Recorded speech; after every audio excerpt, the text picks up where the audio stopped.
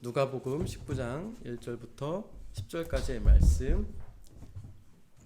저와 여러분들 한 절씩 교독할 때 하나님께서 이 말씀을 통해 우리에게 은혜 주시기를 원합니다. 제가 먼저 읽겠습니다. 예수께서 여리고로 들어가 지나가시더라. 그가 예수께서 어떠한 사람인가 하여 보고자 하되 키가 작고 사람이 많아 할 수 없어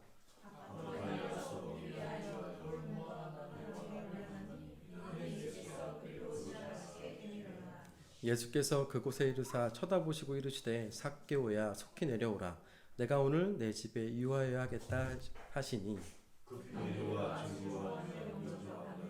무사람이 보고 수근거려 이르되 저가 죄인의 집에 유하러 들어갔도다 하더라.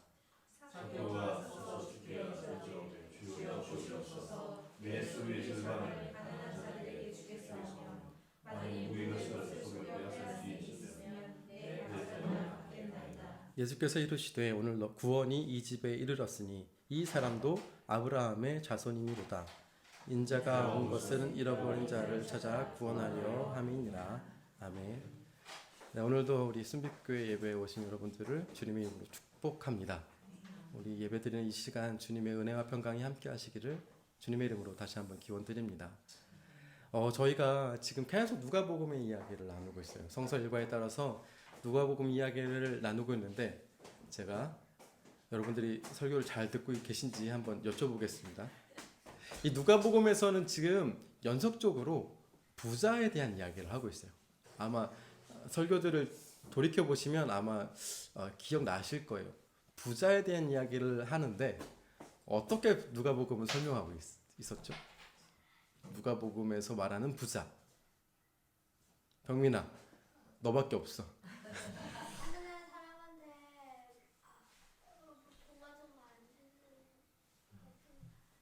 정확해요. 병민이 정확해요. 병민이가 정확하게 이해를 하고 있어요. 누가복음에서 부자는 물질의 소유는 죄가 아니에요. 성경에서는 그렇게 이야기하고 있잖아요. 근데 방금 병민이가 이야기한 것처럼 부자가 가지고 있는 그 물질의 소유가 자기 안에만, 자기 창고 안에만 있으면 그거는 죄라고 얘기하고 있어요.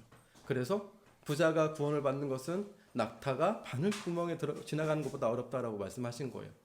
이 얘기는 반대로 부자가 자기의 소유를 그 곳간을 열어서 이웃을 향해 또 불쌍하고 어려운 이웃들을 향해 흘려보낸다면 부자 역시 구원에 이를 수 있다라는 게 역설적으로 설명되고 있는 거거든요. 근데 누가복음에서 계속 이 이야기를 하는 이유는 부자들 가운데 이 일을 할 수 있는 것이 굉장히 어려운 일이기 때문에 반복적으로 말씀하시고 있다고 생각이 들어요.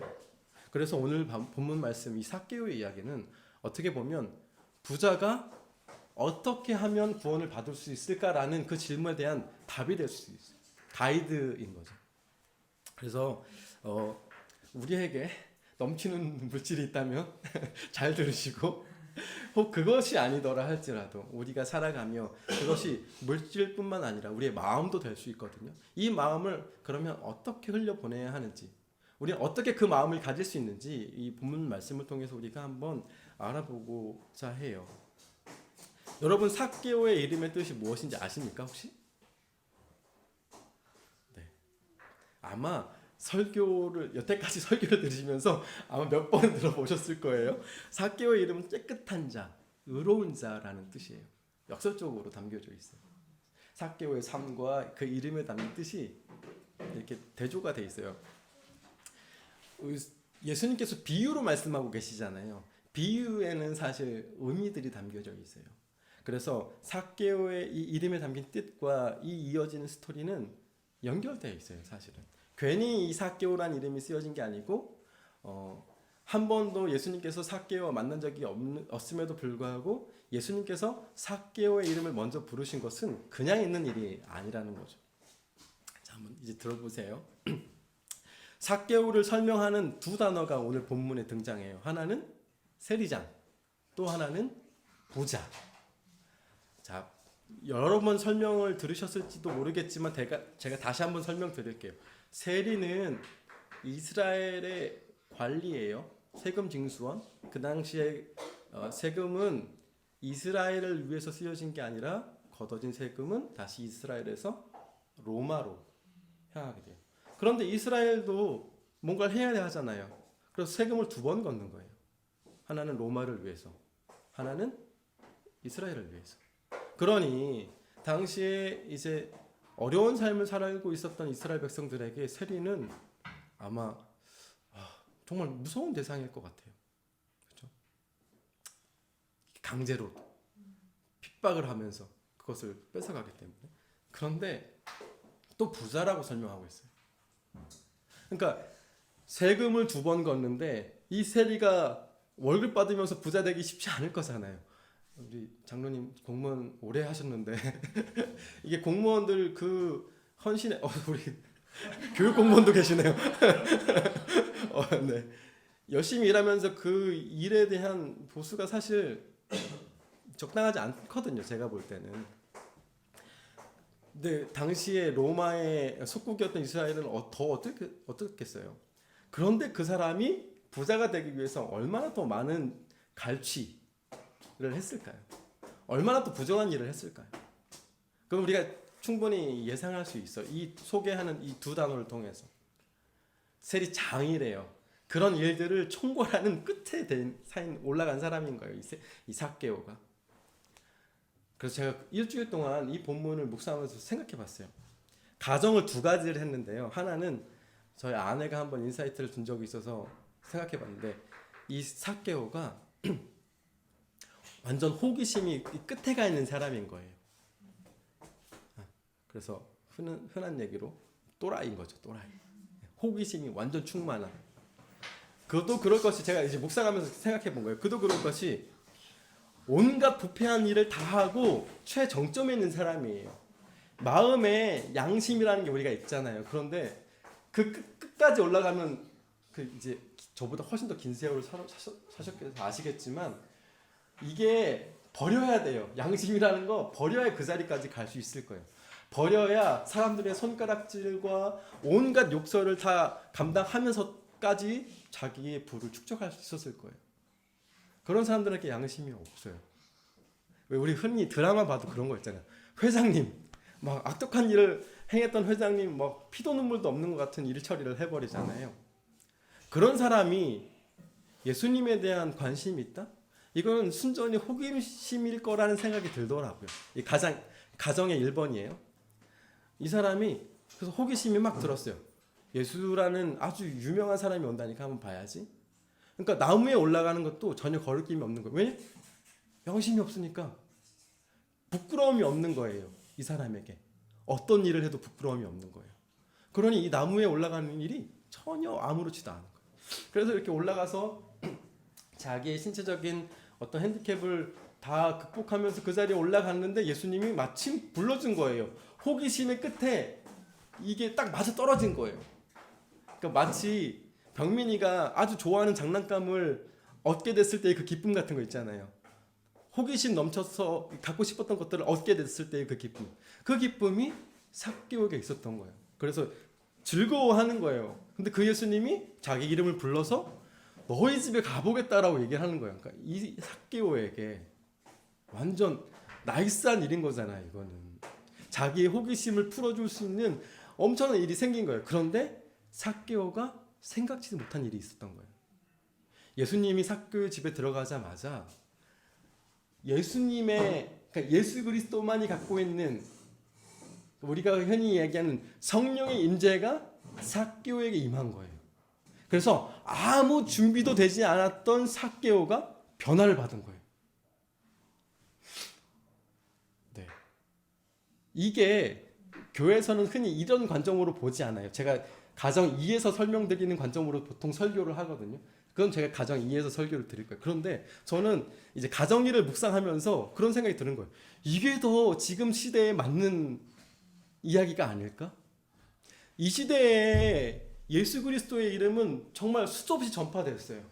수많은 선교사들, 수많은 목사님들, 또 수많은 성도들이 예수 그리스도의 이름을 외쳤고 전도하고 복음을 선포했지만 사람들의 마음이 점점 각박해져요. 더 이상 예수 그리스도의 이름을 들어도 열리지 않는 마음이에요. 사람들에게 교회는 그저 호기심의 대상이에요. 이 시대에 욕 먹는 대상이죠. 세리처럼. 그렇잖아요.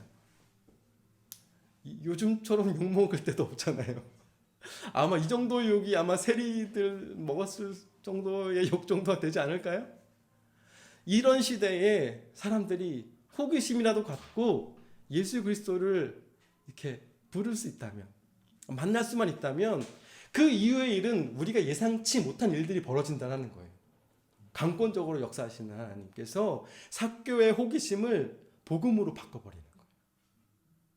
이게 더 놀랍지 않습니까? 이게 이 시대에 더 맞는 것 같지 않으세요? 제가 아내가 처음에 그런 얘기를 운을 한번 띄웠어요. 자기는 삭개오가 그런 것 같다고. 그래서 거기서부터 제가 출발을 했거든요. 그래서 처음에는 제 마음에 좀 부딪힘이 있었어요. 왜냐하면 저도 오랫동안 이제 신앙 안에서 교육받고 자랐기 때문에 제가 두 번째 설명드릴 이 설명이 훨씬 더 은혜스럽거든요. 믿는 우리들에게는 두 번째 제가 말씀드릴 설명이 훨씬 은혜스러워요. 그런데 현실은요, 1번이 더 현실적이에요. 제가 2번 그러면 설명드릴게요. 그럼 도대체 뭔가? 자, 삭개오의 이름은 제가 의로운 자, 깨끗한 자라고 말씀드렸어요. 그런데 이제 삭개오가 우리 이름에는 다 뜻이 있잖아요. 부모님이 이름 지어주실 때 너 이렇게 살아라 라고 하면서 이름을 지어주시잖아요. 삭개오도 아마 그렇지 않았을까? 너 깨끗하게 살아라, 의롭게 살아라 라고 아마 부모님께서 지어주셨을 텐데 삭개오의 삶이 그렇지 않았던 거예요. 최고의 정점에 올라가니까 인생의 회한이 드는 거죠. 자기가 그렇게 욕먹을 정도로 그렇게 악독하게 살았나? 나의 이 부가 정말 내 인생의 전부인가? 라는 회의가 들지 않을까요? 인생의 정점에서 그런 마음이 드는 찰나에 소문이 들리는 거예요. 예수 그리스도라는 이 소문이, 이 예수 그리스도를 만나면 막 사람이 변하고 죽었던 사람이 막 살아나고 기적이 일어난다. 그래서 일말의 희망을 갖는 거예요. 혹시 그 예수님을 만나면 내 안에 이 답답함, 풀리지 않는 이 숙제, 이게 해결되지 않을까? 이런 간절함이 생긴 거죠. 그래서 예수님이 온다는, 자기 동네에 온다는 소식을 듣고 막 달려간 거예요. 그런데 예수님의 인기가 어마어마했잖아요. 예수님께 가까이 갈 수도 없어요. 그리고 자신의 처지가 있잖아요. 사람들한테 욕먹고 세리장까지 갔을 정도면 거의 원수라고 생각했지 않을까요? 사람들이 바로 돌 집어들 정도로 아마 그런 위치에 있었을 텐데 겁도 났겠죠. 자기 안에 이 해결되지 않는 불편함이 있지만 뭐 자기 생사도 중요한 거니까. 그러니 결국 키도 작고 뭐 가까이 갈 수도 없는 자기의 상황에서 먼저 대달려 가고 나무 위에 올라간 거예요. 사람들이 자기를 알아보기도 전에 먼저 달려서 지나가실 만한 그 길목에 서 있는 나무 위에 올라가서 예수님 지나가기만을 기다린 거죠.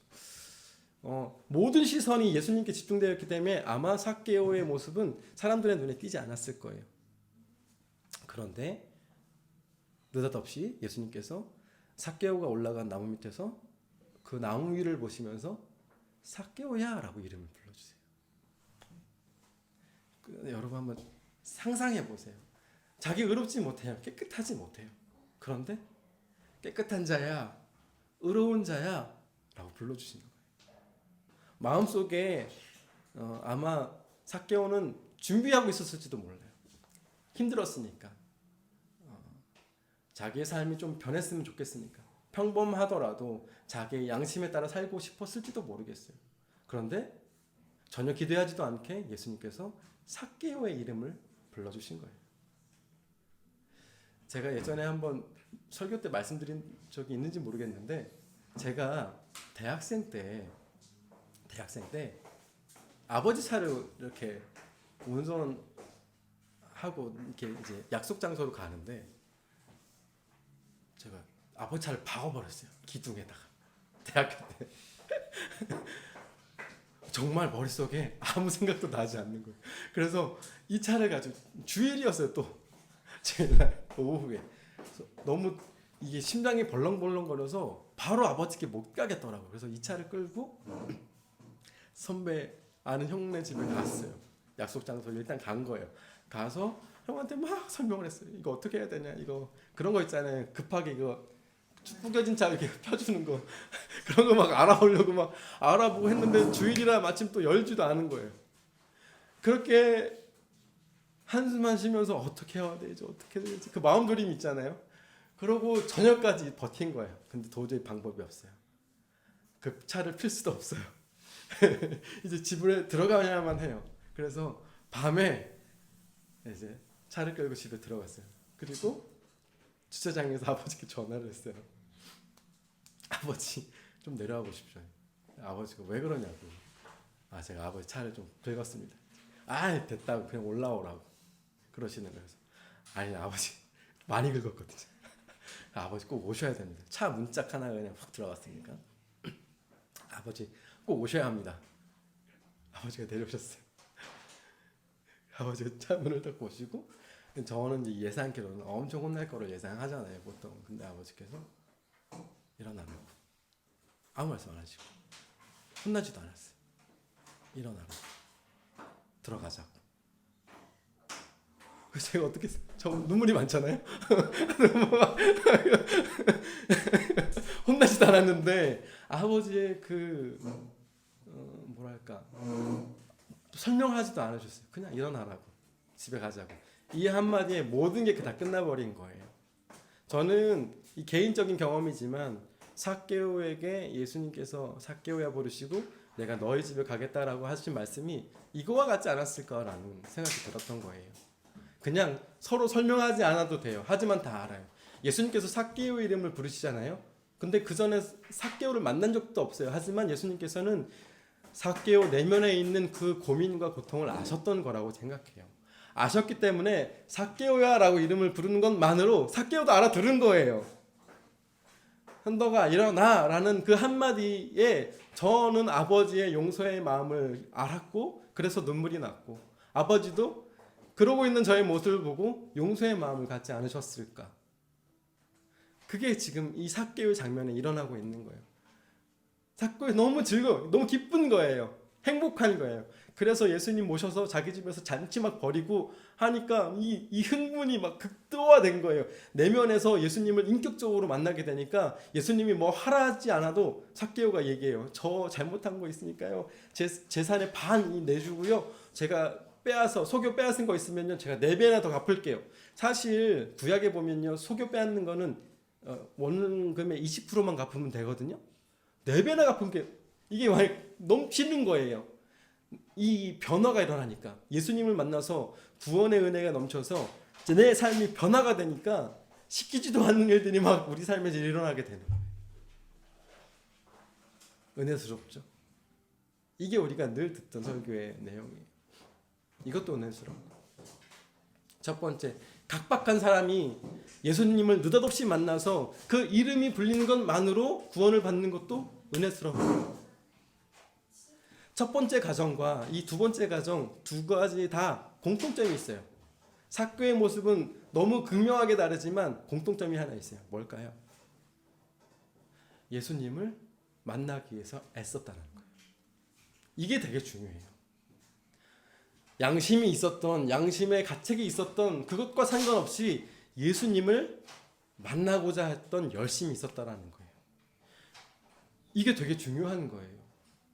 그 열심 때문에 결국은 예수님을 만나게 됐고 변화가 일어났어요. 구원이 즉각적으로 삭개오에게 임했던 거예요.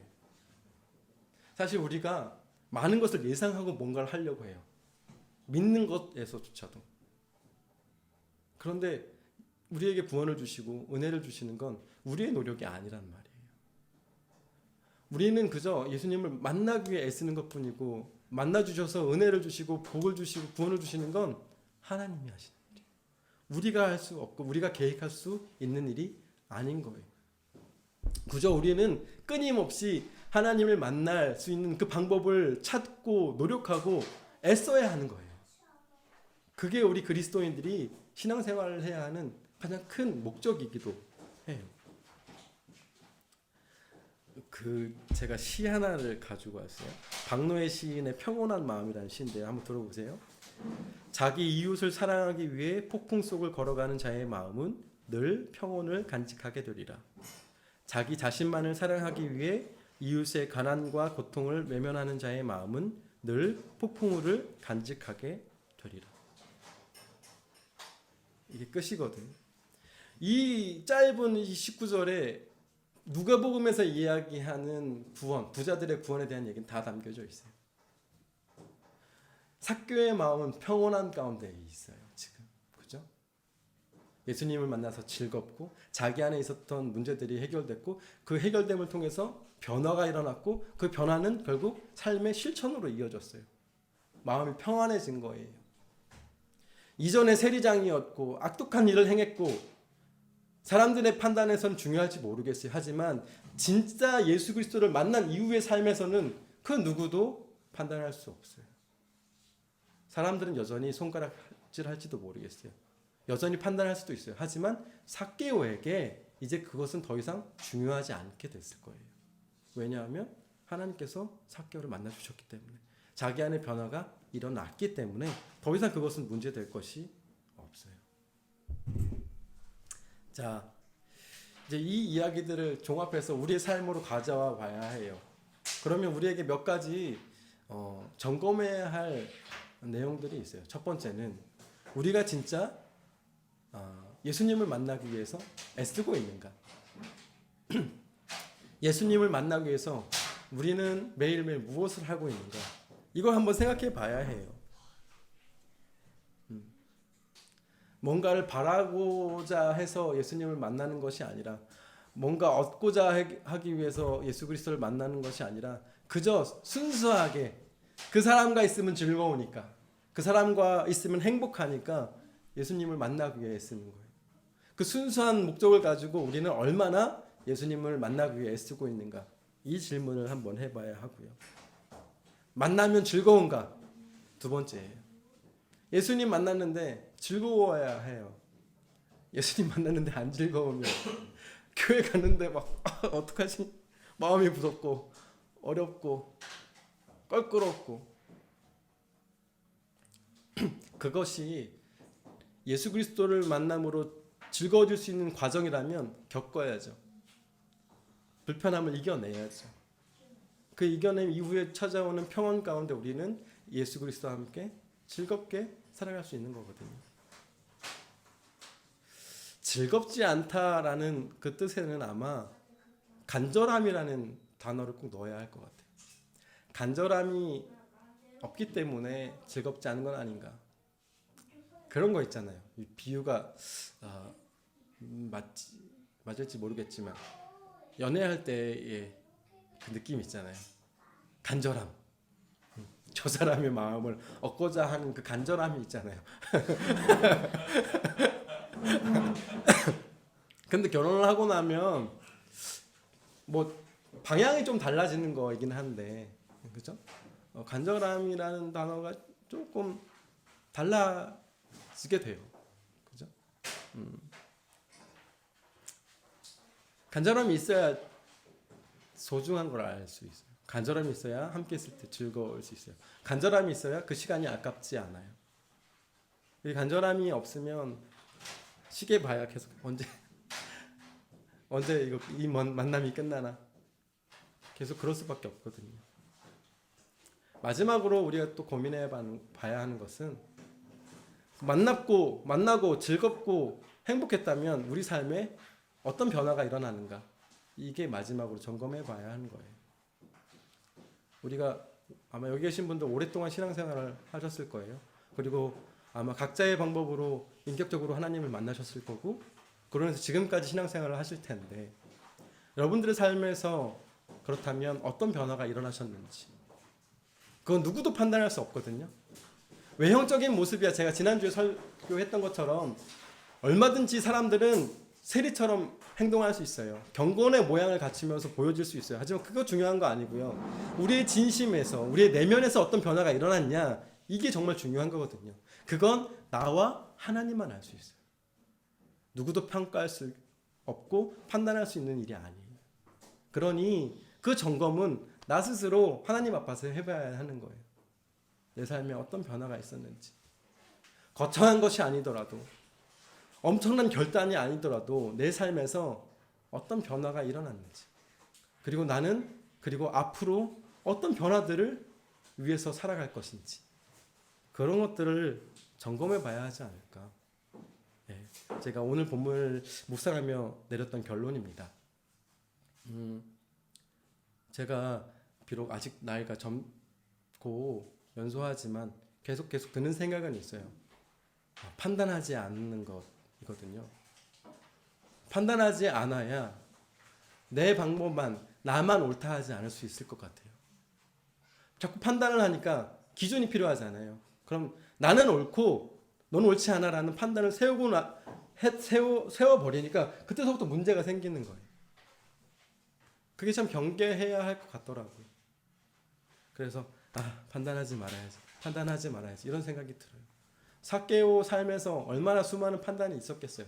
제가 삭개오의 삶을 옹호하는 거 아니에요. 세리장까지 가기 위해서 행했던 엄청난 악행들이 있을 거예요. 하지만 그가 가질 수밖에 없었던 그런 마음의 회한들은 결국 사람들의 판단에서부터 오지 않았을까라는 생각이 드는 거죠. 판단은 하나님께서 하시는 겁니다.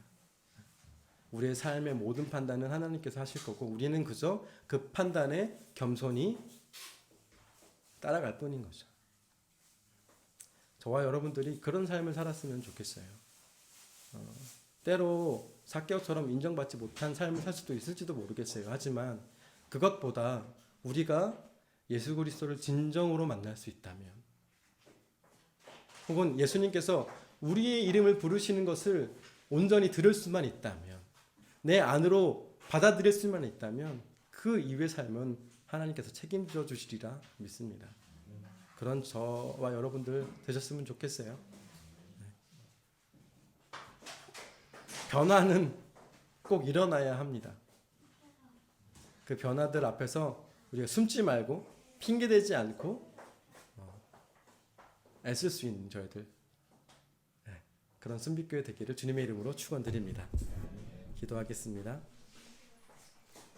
우리를 위하여 살을 찢기시고 피를 흘려주시고